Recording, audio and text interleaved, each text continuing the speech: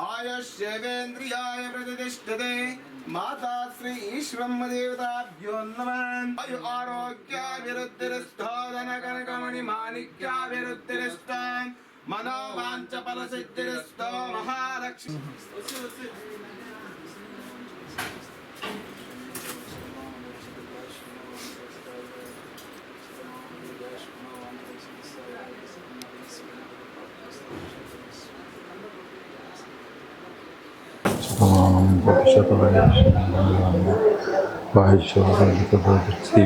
विराट विश्वकर्म जगत गुरुवे नमः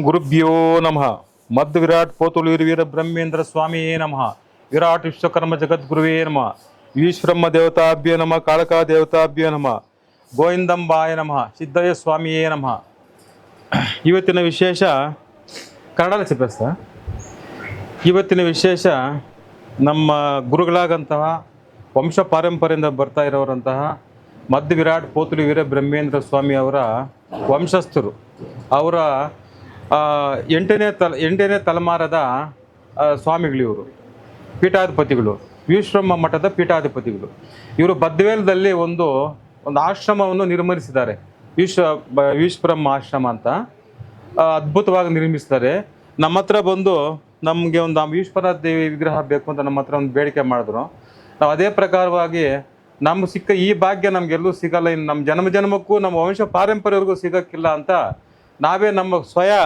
ಖುದ್ದು ಕೂತು ಮುಖ ಕಡೆಯಿಂದ ಹೊಟ್ಟೆ ಸ್ಥಳದಿಂದ ಹಾವಭಾವ ಎಲ್ಲ ಯಾವ ಥರ ಬೇಕು ತಾಯಿ ಅಂತ ನಮ್ಮ ನೆನಪಿಗೆ ಬಂದು ಕನಸಿಗೆ ಬಂದು ಮಾಡಿಸ್ಕೊಂಡಿರುವಂಥ ತಾಯಿ ಅಮ್ಮನು ಈಶ್ವರಿ ದೇವಿ ಅದರಿಂದ ಆ ಮೂಡಿ ಬಂದೈತೆ ತಾಯಮ್ಮನು ತುಂಬ ನನಗೆ ಒಂದು ಭಾಗ್ಯ ಸಿಕ್ಕೈತೆ ಈ ಭಾಗ್ಯ ಎಲ್ರಿಗೂ ಸಿಗಲ್ಲ ಆ ತಾಯಿ ನಮ್ಮ ಕೈಯಲ್ಲಿ ಆ ವಿಗ್ರಹವನ್ನು ನೆರವೇರಿಸ್ಕೊಂಡು ಈ ಲೋಕ ಕಲ್ಯಾಣಕ್ಕೋಸ್ಕರವಾಗಿ ಮತ್ತೆ ಎಲ್ಲರೂ ಸುಭಿಕ್ಷವಾಗಿರಲಿ ಅಂತ ನನ್ನ ಈ ಮೂರು ಮಾತನ್ನು ಮುಗಿಸ್ತಾ ಇದ್ದೀನಿ తెలుగే చెప్తావు गुरुभ्यो नमः हरि ओं देवी वाच ईश्वरूपासानो मन्दिरमुज्जो सुहूर्तकाले सूर्यादीनां नवानां ग्रहाणां ये ग्रहानुकूलतच्चन्द प्राप्तस्तु सर्वदा रक्ष परमेश्वरी श्री गोविंदमांब समेत वीरब्रह्मेंद्र पवित्र जगन्माता श्री ईश्वरी देवी ఆశ్రమ వ్యవస్థాపక నేను మాది కడప జిల్లా బద్వేల్ తాలూకా అక్కడి నుంచి నేను ఇక్కడ ఈశ్వర విగ్రహమును ఆర్డర్ ఇచ్చాను అమ్మవారిని ఇచ్చి ఒక 15 రోజులైంది వీళ్ళు అనుకోకుండా అతి త్వరలో నాకు విగ్రహాన్ని తయారు చేసి మంచి కళతో తయారు చేసి నాకు ఇస్తున్నారు వారిని వారి కుటుంబాన్ని ఆ ఈశ్వరి మాత ఎల్లవేళలా అనుగ్రహంగా ప్రసాద సిద్ధ్యర్థం మనోవాంఛ ఫల సిద్ధిరస్తు వాళ్ళు ఎల్లవేళలా బాగుండాలని అమ్మవారిని కోరుకుంటున్నా అమ్మవారి కళ బాగుంది వాళ్ళు చేసిన కళాకారం వాళ్ళ కళ ఉట్టిపడుతుంది ఇలానే ఆ కళ అన్ని కళలు ఇంకా కళ రావాలని కోరుకుంటున్నాను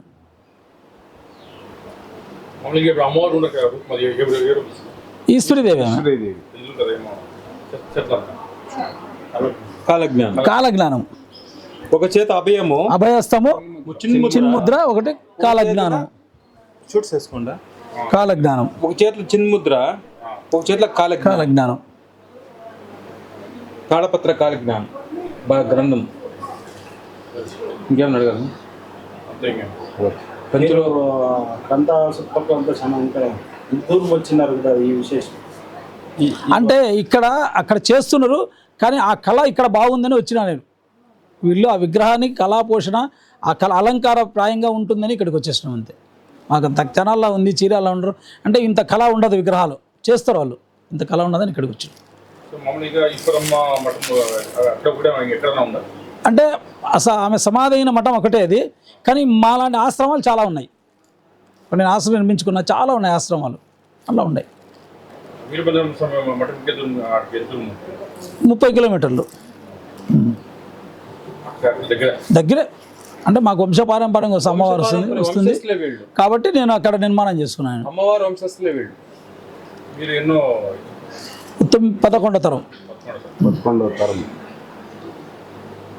మీకేమనిపిస్తుంది మఠంలో ఉంటారు కాబట్టి అది అదృష్టం కదా ఇప్పుడు ఆమె వంశస్థులుగా వాళ్ళ ప్రేమ పేరు పెట్టడం మాకు అంతకన్నా అదృష్టం ఏముంది చెప్పు మనకు అందరికీ రాదు కదా ఇప్పుడు ఆ ఈశ్వరము వాళ్ళ వంశంలో ఉండటం అనే మనకు అదృష్టమే అంతకన్నా అదృష్టం ఏమి రాదు ఇంకా భూమండలంలో భూత భవిష్యత్తు వర్తమానం తెలిపినటువంటి జేజినాయన గారి మనవరాలు అంటే జేజినాయన అప్పట్లో ఒక విషయం ఇక్కడ ఇది ఉంది చెబుతా వెళ్ళిపోయిన ఆయన ఈయన ఏం చేసిందంటే అది నిరూపించింది ఇక్కడ. స్వామి ఏం చేసిండంటే ఇక్కడ నాయన ఈ భూమి తవ్వితే నీళ్లు పడతాయని చెప్పిండు ఆయన, ఆధారం ఇచ్చిండు. ఈమెం లేదు, ఆమె తవ్వి ఇక్కడ నీళ్లు చూపించింది ఆమె. అట్లా ఎన్నో యొక్క నిదర్శనాలు చూపించింది ఆమె. అందుకని ఆమె చాలా గొప్ప, జయజినాయన కన్నా గొప్ప శక్తి ఉంది ఆమె. అయితే ఈశ్వరమ్మ వారు ఈమె సజీవ సమాధి, ఈమెకి వివాహం కాలేదు, బ్రహ్మచారిగా ఉంది. అది ఆమె పరిస్థితి. అంటే ఇది ఇప్పుడు వస్తుంది, ఇంకా ఇప్పుడు అభివృద్ధి జరుగుతుంది మన వృత్తి. ఎందుకంటే కాలగమనంలో బ్రాహ్మణుల ఆధిపత్యం ఎక్కువయ్యి వాళ్ళు మనల్ని తొక్కేసిండ్రు. మనకు బ్రహ్మంగారి యొక్క అంటే మనకు అడుగడుగున శాపాలు, పార్వతి శాపం ఉంది, సర్వదేవతల గోవిందమ్మ కూడా శాపం ఉంది. అందరూ దేవతల శాపాలు ఇప్పుడు విముక్తి అయినాయి. అంతే విముక్తి అయ్యి ఇప్పుడు మన వంశం అభివృద్ధి చెందుతుంది. వాళ్ళకి క్షీణిస్తాను మన వంశం ఎక్కడ పెట్టినా కానీ ఇప్పుడు మన వాళ్ళు పేరుకు వస్తారు. ఎక్కడ పెట్టిన పలానా విశ్వబ్రాహ్మణులు పలా చోటు ఉండరు, పలానా పని వాళ్ళు అని చెప్పేసి వస్తుంది.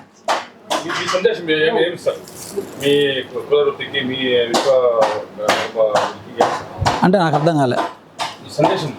పెరిగిపోవాలా, ఐక్యతగా ఉండాలా. ఇప్పుడు మన వాళ్ళంటే ఐక్యత లేదు, కొంచెం తక్కువ ఉంది. అలా కాకుండా ఐక్యత ఉండి దినదిన ప్రమాణంగా మన ఎక్కడ పడినా మన పేరు అంటే పూర్వము గతంలో విశ్వబ్రాహ్మణులకు ఎంత పేరు ఉందో ఇప్పుడు మరలా అదే స్థితికి వస్తుంది. ఇప్పుడు పూర్వం మన పీఠాలన్నీ పోయినాయి, ఇప్పుడు మళ్ళీ మన పీఠాలు మనకు వస్తాయి. మనమే అంతా కూడా రాబోయే తరంలో విశ్వబ్రాహ్మణ జాతే ఆధిక్యతగా ఉంటుంది. ఇప్పుడు ఇంకా రాబోయే తరం అంతా మన విశ్వబ్రాహ్మణ జాతే ఉంది. ఇంకా వాళ్ళది అడిగంటిపోతుంది. మనమే ఎక్కడున్నా మనమే ఉంటాం. విశ్వబ్రాహ్మణుడు చేసిందే కావాలంటున్నారు, విశ్వబ్రాహ్మణుడే కావాలంటున్నాడు. సర్వ వేదాలు మనకు ఉన్నాయి. బ్రాహ్మణులకు ఉండే పురాణాలు అంటే వాళ్ళు ఒక కథలు చెప్పుకొని హరిదాసుల వాళ్ళు నిర్వహించేవాళ్ళు. కానీ ఒక తాంత్రికంగానే మాంత్రికంగానే చేయాలంటే ఒక విశ్వబ్రాహ్మణుడు చేయాలి. ఆధార సమేతంగా మాది ఉండేది. మనకు ప్రతిదానికి ఒక ఆధారం ఉంది. అలా వాళ్ళకి ఆధారాలు లేవు. వాళ్ళైతే చెప్పుకున్నారు పురాణాలు మాకుండయి, వాళ్ళకి శాస్త్రం ఉంది, మన దగ్గర శాస్త్రం ఉంది. మన ప్రతిదానికి ఇక్కడ విగ్రహం ఉందంటే ఈ విగ్రహానికి ఒక నమూనా, కళ్ళు ఇంత ఉండాలా, ముక్కు ఇంత ఉండాలా, చెవులు ఇంత ఉండాలా, ఒక నమూనా ఉంది. ఆ నమూనా శక్తి మనకు విశ్వబ్రాహ్మణునికి తెలుసు, ఇంకెవరికి తెలియదు. ఎవరున్నా చేయలేరు, విశ్వబ్రాహ్మణుడు చేయగలరు. ఇది అందులో ఈ మన వేదాలలో ఇది ఒక వేదం, శిల్పశాస్త్రం, కశ్యప శిల్పశాస్త్రం చాలా గొప్పది ఇది. అయితే ఇందులో గతంలో ఈ శిల్పాన్ని విగ్రహాన్ని చేసి మన వాళ్ళు నడిపించిన వాళ్ళు ఉండరు. మా తాత ముత్తాతలు విగ్రహాన్ని లేసి ప్రతిష్ఠ చేయాలంటే ఎక్కడ తన స్థానంలోకి తను పోయి కూర్చున్న స్థితిలో ఉన్నది. అయితే మనకు కూడా అది రావాలంటే ఇంకా కొంచెం టైం పడుతుంది. అలాంటి పెద్దవాళ్ళు గొప్పవాళ్ళు ఉన్నారు మన వాళ్ళు. ఇలా ఈ శిల్పాచారులు కూడా చాలా గొప్పవాళ్ళు ఉన్నారు. వీళ్ళు కూడా అంత గొప్పవాళ్ళు కావాలా నా కోరిక, నా సందేశ ప్రకారం అవుతారు కూడా. అమ్మవారి కృపా కటాక్షం.